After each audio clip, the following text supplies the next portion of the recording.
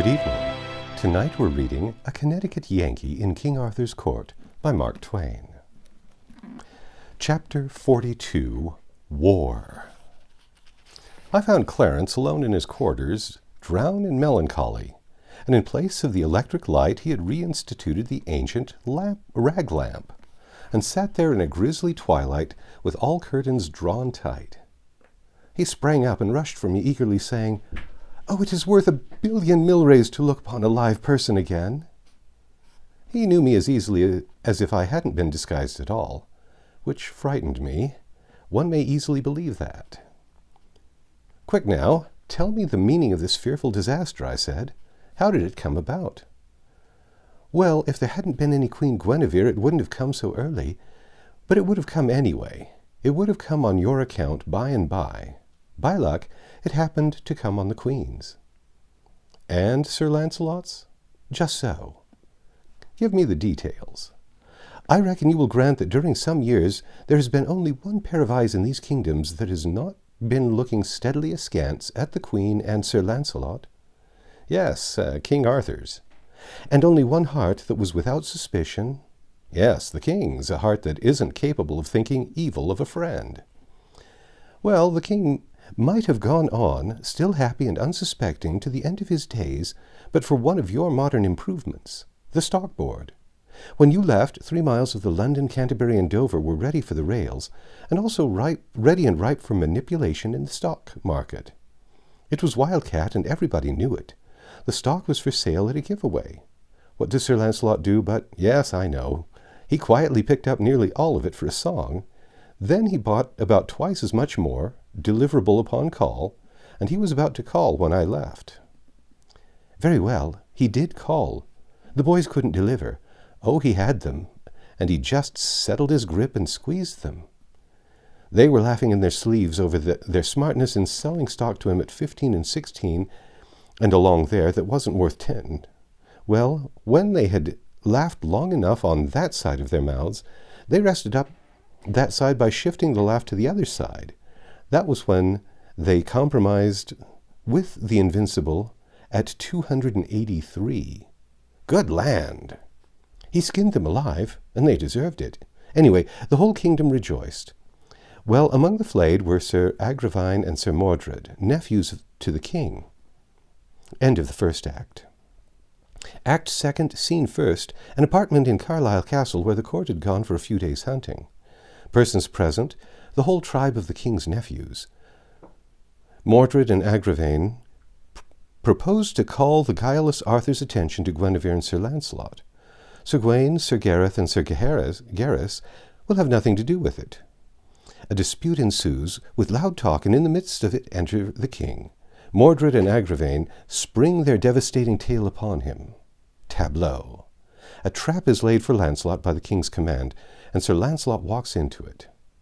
He made it sufficiently uncomfortable for the ambushed witnesses, to wit, Mordred, Agravaine, and 12 knights of lesser rank, for he killed every one of them but Mordred. But of course that couldn't straighten matters between Lancelot and the king, and didn't. Oh dear, the only one thing could result, I see that. War, and the knights of the realm divided into a king's party and Sir Lancelot's party. Yes, that was the way of it. The king sent the queen to the stake, proposing to purify her with fire. Lancelot and his knights rescued her, and in doing it slew certain good old friends of yours and mine, in fact some of the best we ever had, to wit, Sir Belia le Orgullo, Sir Seguarides, Sir Griflet de Fils de Dieu, Sir Brandile, Sir Aglovale. Oh, you're tearing out my heartstrings. Wait, I'm not done yet. Sir Tor, Sir Gaunter, Sir Gillimer, the very best man in my subordinate 9. What a handy right fielder he was. Sir Reynolds' 3 brothers, Sir Damas, Sir Priamus, Sir Kay the Stranger. My peerless shortstop! I've seen him catch a daisy cutter in his teeth. Come, I can't stand this. Sir Driant, Sir Lambegus, Sir Hermides, Sir Pertolope, Sir Pyrimones, and whom do you think? Rush, go on. Sir Gaheris and Sir Gareth, both. Oh, incredible! Their love for Lancelot was indestructible. Well, it was an accident. They were simply onlookers. They were unarmed and were merely there to witness the Queen's punishment. Sir Launcelot smote down whoever came in the way of his blind fury, and he killed these without noticing who they were. Here is an instantaneous photograph of one of our boys got it of the battle. It's for sale on every newsstand. There, the figures nearest the Queen are Sir Launcelot with his sword up and Sir Gareth gasping his last breath. You can catch the agony in the Queen's face through the curling smoke. It's a rattling battle picture. Indeed it is. We must take good care of it. Its historical value is incalculable. Go on. Well, the rest of the tale is just war, pure and simple. Launcelot retreated to his town in the castle of Joyous Gard, and gathered there a great following of knights. The king, with a great host, went there, and there was desperate fighting during several days, and, as a result, all the plain around was paved with corpses and cast iron.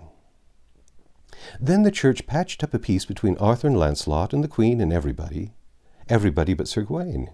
He was bitter about the slaying of his brothers, Gareth and Gareth, and would not be appeased. He notified Launcelot to get him thence and make swift preparation, and looked to be soon attacked. So Launcelot sallied to the duchy of Guienne with his following, and Gawain soon followed with an army, and he beguiled Arthur to go with him. Arthur left the kingdom in Sir Mordred's hands until you should return. Ah, a king's customary wisdom. Yes, Sir Mordred set himself at once to work to make his kingship permanent. He was going to marry Guinevere as a first move, but she fled and shut herself up in the Tower of London. Mordred attacked. The Bishop of Canterbury dropped down on him with the interdict. The king returned. Mordred fought him at Dover, at Canterbury, and again at Barham Down. Then there was a talk of peace and a composition.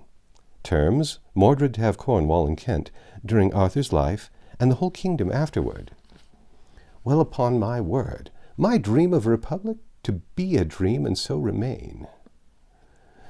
Yes, those two armies lay near Salisbury. Gawain's head is at Dover Castle. He fell in the fight there. Gawain appeared to Arthur in a dream, at least his ghost did, and warned him to refrain from conflict for a month, let the delay cost what it might. But the battle was precipitated by an accident. Arthur had given order that if a sword was raised during the consultation over the proposed treaty with Mordred, sound the trumpet and fall on, for he had no confidence in Mordred. Mordred had given similar order to his people. Well, by and by, an adder bit a knight's heel. The knight forgot about the order and made a slash at the adder with his sword. Inside of half a minute, those two prodigious hosts came together with a crash. They butchered away all day. Then the king... However, we've started something fresh since you left. Our paper has. No, what is that? War correspondence. Why, that's good. Yes, the paper was booming right along, for the interdict made no impression, got no grip while the war lasted. I had war correspondence with both armies. I will finish that battle by reading you what one of the boys says. Then the king looked about him, and then he was aware of all his host and of all his good knights, that of all his host and of all his good knights were left no more than on live but 2 knights. That was Sir Lucan de Baudelaire and his brother Sir Bedivere, and they were full sore wounded. Jesu mercy, said the king, where are all my noble knights becomen? Alas, that ever I should see this doleful day. For now, said Arthur, I am come to mine end. But would to God that I wist where were that traitor Sir Mordred, that hath caused all this mischief. Then was King Arthur aware where Sir Mordred leaned upon his sword among a great heap of dead men. Now give me my spear, said Arthur unto Sir Lucan, for yonder I have espied the traitor that all this woe hath wrought. Sir, let him be, said Sir Lucan, for he is unhappy, and if ye pass this unhappy day, ye shall be right well revenged upon him. Good Lord, remember ye of your night's dream, and what the spirit of Sir Gawain told you this night. Yet God is of his great goodness hath preserved you hitherto. Therefore, for God's sake, my lord, leave off this by this. For blessed be God, we have won the field. For here we be 3 on live, and with Sir Mordred is none on live. And if ye leave off now, this wicked day of destiny may pass. Tide me death, Betide me life, saith the king, now I see him yonder alone. He shall never escape mine hands, for a better avail shall I never have him. God speed you well, said Sir Bedivere. Then the king gat his spear in both hands, and ran toward Sir Mordred, crying, Traitor, now is thy death day come. And when Sir Mordred heard Sir Arthur, he ran until him with his sword drawn in his hand. And then King Arthur smote Sir Mordred under the shield, with a foin of his spear, throughout the body more than a fathom. And when Sir Mordred felt that he had his death's wound, he thrust himself with his might that he had up to the butt of King Arthur's spear. And right so he smote his father Arthur with his sword holden in both his hands on the side of the head, that the sword pierced the helmet and the brainpan, and therewithal Sir Mordred fell stark dead to the earth, and the noble Arthur fell in a swoon to the earth, and there he swooned oft times. That is a good piece of war correspondence, Clarence. You were a first-rate newspaper man. Well, is the king all right? Did he get well? Poor soul, no, he is dead. I was utterly stunned.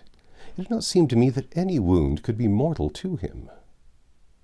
And the Queen, Clarence? She is a nun in Almesbury. What changes! In such a short while. It is inconceivable. What next, I wonder?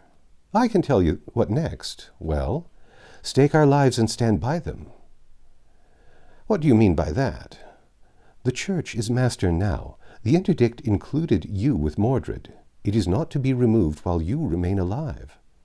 The clans are gathering. The church has gathered all the knights that are left alive, and as soon as you are discovered, we shall have business on our hands. Stuff! With our deadly scientific war material, with our host of trained... Save your breath. We haven't 60 faithful left. What are you saying? Our schools, our colleges, our vast workshops, our... When those knights come, those establishments will empty themselves and go over to the enemy. Did you think you had educated the superstition out of those people? I certainly did think it. Well, then you may unthink it. They stood every strain easily until the interdict. Since then, they merely put on a bold outside. At heart, they are quaking. Make up your mind to it. When the armies come, the mask will fall. It's hard news. We are lost. They will turn our own science against us. No, they won't. Why? Because I and a handful of the faithful have blocked that game. I will tell you what I've done and what moved me to it. Smart as you are, the church was smarter.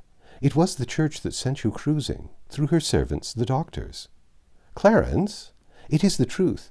I know it. Every officer of your ship was the church's picked servant, and so was every man of the crew. Oh, come. It is just as I tell you. I did not find out these things at once, but I found them out finally. Did you send me verbal information by the commander of the ship to the effect that upon his return to you with supplies you were going to leave Cadiz? Cadiz? I haven't been at Cadiz at all. Going to leave Cadiz and cruise in distant seas indefinitely for the health of your family? Did you send me that word? Of course not. I would have written, wouldn't I? Naturally. I was troubled and suspicious. When the commander sailed again, I managed to ship a spy with him. I have never heard of vessel or spy since. I gave myself 2 weeks to hear from you in, then I resolved to send a ship to Cadiz. There was a reason why I didn't. What was that? Our navy had suddenly and mysteriously disappeared. Also as suddenly and as mysteriously, the railway and telegraph and telephone service ceased. The men all deserted. Poles were cut down. The church laid a ban upon the electric light. I had to be up and doing, and straight off. Your life was safe. Nobody in these kingdoms but Merlin would venture to touch such a magician as you without 10,000 men at his back. I had nothing to think of but how to put preparations in the best trim against your coming. I felt safe for myself. Nobody would be anxious to touch a pet of yours. So this is what I did. From our various works, I selected all the men, boys I mean, whose faithfulness under whatsoever pressure I could swear to, and I called them together secretly and gave them their instructions. There are 52 of them, none younger than 14 and none above 17 years old. Why did you select boys? Because all the others were born in an atmosphere of superstition and reared in it. It is in their blood and bones. We imagined we had educated it out of them. They thought so, too. The interdict woke them up like a thunderclap. It revealed them to themselves, and it revealed them to me, too. With boys it was different. Such as have been under our training from 7 to 10 years have had no acquaintance with the Church's terrors. And it was among these that I found my 52. As a next move, I paid a private visit to that old cave of Merlin's. Not the small one, the big one. Yes, that's the one where we secretly established our first great electric plant when I was projecting a miracle. Just so, and as that miracle hadn't become necessary then, I thought it might be a good idea to utilize the plant now. I've provisioned the cave for a siege. A good idea. A first-rate idea. I think so. I placed 4 of my boys there as a guard, inside and out of sight. Nobody was to be hurt while outside, but any attempt to enter, well, we said just let anybody try it. Then I went out into the hills and uncovered and cut the secret wires which connected your bedroom with the wires that go to all the dynamite deposits under all our vast factories, mills, workshops, magazines, and so on. And about midnight, I and my boys turned out and connected that wire with the cave, and nobody but you and I suspects where the other end of it goes to. We laid it underground, of course, and it was all finished in a couple of hours or so. We shan't have to leave our fortress now when we want to blow up our civilization. It was the right move, and a natural one, a military necessity, in the changed condition of things. Well, what changes have come? We expected to be besieged in the palace sometime or other, but, however, go on. Next, we built a wire fence. Wire fence? Yes, you dropped the hint of it yourself 2 or 3 years ago. Oh, I remember. The time the Church tried her strength against us the first time, and presently thought it wise to wait for a hopefuller season. Well, how have you arranged the fence? I start 12 immensely strong wires, naked, not insulated, from a big dynamo in the cave. Dynamo with no brushes except a positive and a negative one. Yes, that's right. The wires go out from the cave and fence in a circle of level ground 100 yards in diameter. They make 12 independent fences 10 feet apart. That is to say, 12 circles within circles, and their ends come into the cave again. Right, go on. The fences are fastened to heavy oaken posts only 3 feet apart, and these posts are sunk 5 feet in the ground. That is good and strong. Yes, the wires have no ground connection outside of the cave. They go out from the positive brush of the dynamo. There is a ground connection through the negative brush. The other ends of the wires return to the cave, and each is grounded independently. No, that won't do. Why? It's too expensive. Uses up force for nothing. You don't want any ground connection except the one through the negative brush. The other end of every wire must be brought back into the cave and fastened independently and without any ground connection. Now then, observe the economy of it. A cavalry charge hurls itself against the fence. You are using no power. You are spending no money, for there is only one ground connection till those horses come against the wire. The moment they touch it, they form a connection with the negative brush through the ground and drop dead. Don't you see? You are using no energy until it is needed. Your lightning is there and ready, like the load of a gun, but it isn't costing you a cent till you touch it off. Oh yes, the single ground connection. Of course, I don't know how I overlooked that. It's not only cheaper, but it's more effectual than the other way, for if wires break or get tangled, no harm is done. No, especially if we have a telltale in the cave and disconnect the broken wire. Well, go on. The Gatlings? Yes, that's arranged. In the center of the inner circle, on a spacious platform 6 feet high, I've grouped a battery of 13 Gatling guns and provided plenty of ammunition. That's it. They command every approach, and when the Church's knights arrive, there's going to be music. The brow of the precipice over the cave? I've got a wire fence there and a Gatling. They won't drop any rocks down on us. Well, and the glass cylinder dynamite torpedoes? That's attended to. It's the prettiest garden that was ever planted. It's a belt 40 feet wide and goes around the outer fence. Distance between it and the fence, 100 yards. Kind of neutral ground that space is. There isn't a single square yard of that whole belt but is equipped with a torpedo. We laid them on the surface of the ground and sprinkled a layer of sand over them. It's an innocent-looking garden, but you let a man start in to hoe at once, and you'll see. You tested the torpedoes? Well, I was going to, but... But what? Why, it's an immense oversight not to apply a... Test? Yes, I know, but they're all right. I laid a few in the public road beyond our line, and they've been tested. Oh, that alters the case. Who did it? A church committee. How kind. Yes, they came to command us to make submission. You see, they didn't really come to test the torpedoes. That was merely an incident. Did the committee make a report? Yes, they made one. You could have heard it a mile. Unanimous? That was the nature of it. After that, I put up some signs for the protection of future committees, and we have had no intruders since. Clarence, you've done a world of work and done it perfectly. We had plenty of time for it. There wasn't any occasion for hurry. We sat silent a while, thinking. Then my mind was made up, and I said, yes, everything is ready. Everything is shipshape. No detail is wanting. I know what to do now. So do I. Sit down and wait. No, sir. Rise up and strike. Do you mean it? Yes, indeed. The defensive isn't in my line. The offensive is. That is when I hold a fair hand. 2/3 as good a hand as the enemy. Oh yes, we'll rise up and strike. That's our game. 100 to 1, you are right. When does the performance begin? Now. We'll proclaim the Republic. Well, that will precipitate things, sure enough. It will make them buzz, I tell you.